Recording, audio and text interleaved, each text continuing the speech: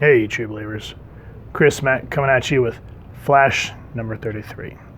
This was part of the Dark Knight's Metal event.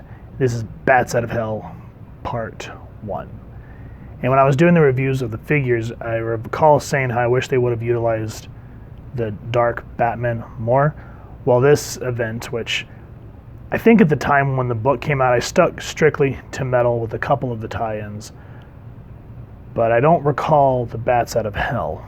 So I'm glad that my buddy Christopher kind of brought me up to speed and hooked me up with these books. So thank you, brother. I appreciate that. But this issue in and of itself, Joshua Williamson, I feel, did a really good job of trying to keep this as a Flash-oriented issue, all the while still tying into Metal. So before we dive into that, let's talk about who made the book. The print date on this was December of 2017. So as I said, Bats Out of Hell Part 1, Joshua Williamson, writer, Howard Parter, artist, Hi-Fi Colors, Steve Wands, letterer, Ethan Van Sciver and Jason Wright, cover. Here's everyone else working on the book. Now, this is another one of those moments where I kind of have a brain fart, because, you know, it says here Superman created by Jerry Siegel and Joe Shuster. And then, of course, Batman was Bill Finger with Bob Kane. And then, what is it? Wonder Woman was William Moulton Marston, I think is how you say his name. But I can never, for the life of me, remember the creators of Aquaman, Green Lantern, or The Flash. So if you guys could help me out down in the comments, I'd very much appreciate it. Now again, I've said this in several of my reviews, where if someone's going to pick up a book, you know, let's say a brand new comic book reader, just kind of interested, every issue should be their first issue.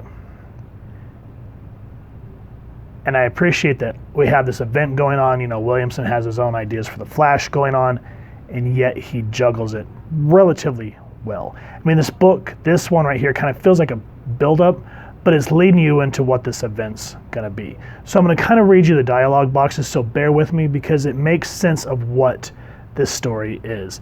And then, of course, the dynamic artwork here of Flash and Superman running.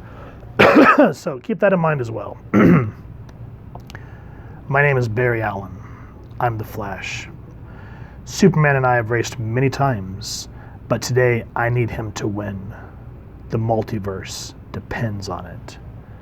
That's a good way to lead in to a book.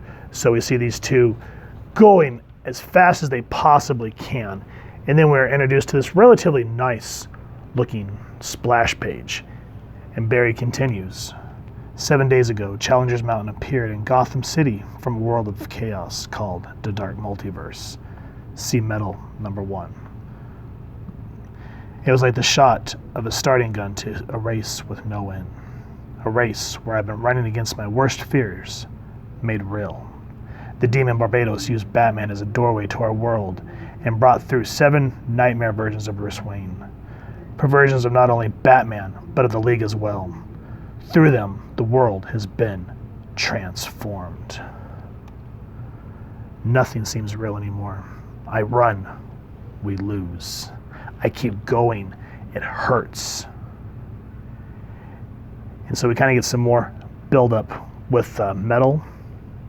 But what essentially is happening is, I don't know if Central City is still standing, or if Iris or Wally are alive. But I can hear Bruce's voice in my head, saying what he always says whenever I'm uncertain.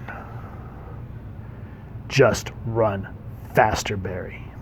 And so we see Flash launch Superman into the Dark Multiverse, because after issue number 1, we jump into 2 and we're like, where the hell's Superman?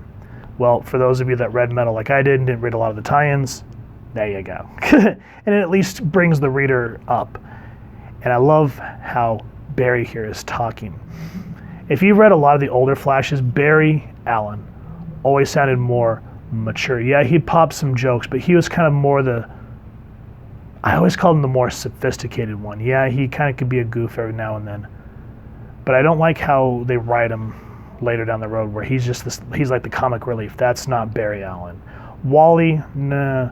The Flashes have always been a little more serious, where they could joke, but they were always more level-headed.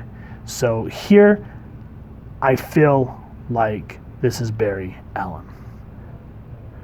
I like how Still here, who helped Barry get Superman into the Dark Multiverse, is like, do you think Superman made it? In all my travels within the multiverse, I've always appreciated the order of it still. The Dark Multiverse, on the other hand, is not order. It's chaos given form. But, and I like this look of resolve, he goes, how can you see Superman fly and not be inspired? He will find Batman. I know it. And so I'm going to skip a couple pages because I don't want to give the book away. Here we are introduced, again, like I said, this is sort of a build-up issue. We kind of see who's teamed up with who. So we have Wonder Woman, Dr. Fate. Speaking of which, McFarlane Toys, get that figure out. I am dying to pick that up in August. Green Lantern and Mr. Terrific, which I love to see a Mr. Terrific figure. Aquaman, Deathstroke, Flash, and Still. So we kind of see the key players of Bats Out of Hell. And you can kind of see that not everybody is super thrilled, like Aquaman being teamed up with Deathstroke. He's not a happy camper.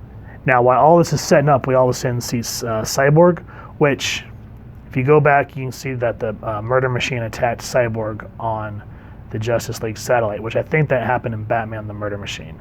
That's why events kind of get a little hairy if you start getting out of the main book, because then you're like, well, where the hell do I start and what do I read? You wouldn't understand why Cyborg is in pieces. He's like, you have to know you're out of time. Things are coming. So right there, the threat happens and we start seeing all these interesting boom tubes.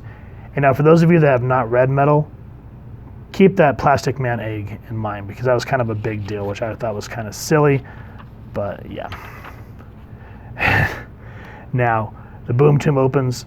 Love how we don't see who's what yet. It's just these dark silhouettes. And I like how Still says, I have a confession to make. I never liked Batman. And Barry again, you just need to get to know him. And you're about to have 2 chances right now. So then the reveal happens. Here's the Murder Machine and the Devastator. If you haven't read, or if you haven't read Metal, I have done reviews on both of these comics and their figures, so make sure to check it out. I'll try to throw as many cards up in this review as I can, but their backstories are really, really interesting. I was hoping here that we would see the Red Death, but I think Williamson is pacing himself. Now here, I believe our Barry, is sent to the Red Death's future, or his world, and he gets to see what's happened to Iris and the younger Wally West.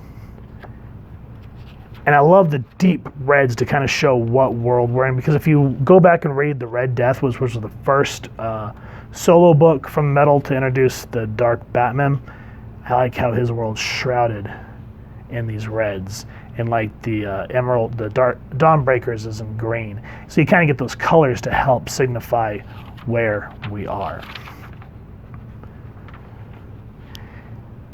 And then we get this whole idea. Let me skip past some more pages to kind of give the concept of where things are going to start getting built up. Here, I like that Williamson expounds upon Tower of Babel, which if you've not read Justice League Tower of Babel, it was back in the early 90s or mid 90s, I think, or maybe even the early 2000s, I forget. But it was written by Mark Waid. And what it is Ra's al Ghul gets a hold of Batman's arsenal to take out the Justice League in case they ever went rogue. And he says, on my world, which this is again an allude to the Tower of Babel, he goes, on my world, I develop ways to eliminate the Justice League. Then they found out, and they were so disappointed in me, I betrayed their trust. It was a dark time for the League. Now imagine if 7 Bruce Waynes put their heads together, what horror could they be capable of? So all these panels here, these are all different designed bat caves to take out individual Justice League members. So you can kind of see where each one's alluding to. And this is kind of where I want to end the review, because there's a nice little reveal at the end. I don't want to spoil it, But even though this was a build-up issue, I like that at least there's pacing, and now we're anticipating, okay, what's going to happen in the next book, which is Justice League. Hold on. I shall find it. Hold on just a second. Justice League number 32. Told you I'd find it without ruining the book even. So yeah, even though it's a kind of another crossover during a main event, I'm excited to see how these Dark Batmen are going to go up against our main heroes. Obviously, you know, comics, no one's going to die because then they wouldn't have one of their big characters, but still the suspense and the tension, plus that you care about these characters, is what brings you back. The artwork's amazing, and I'm just amped to read more. If you've enjoyed what you've read, please first and foremost support your local comic shop and see if you can find this Bats Out of Hell event. I think it was 5 parts, 4 or 5 parts. And you'll have to look online to remember to see what the books they span over, because off the top of my head, I can't remember. If you've enjoyed this review, we really would appreciate if you take a moment to hit like, share, and subscribe. Helps the club channel more than you could possibly know. And if you won't mind hitting that fancy little Speed Force bell next to subscribe, that way as we continue to upload content, you guys get notified. Come to the channel, and we love talking with y'all and hearing your feedback down in the comments below or on our social media pages, which I'll make sure to leave the links down in the description. So with all that said, thank you so much for stopping by. Hope you all continue to have an absolutely amazing day reading, and happy hunting, true believers.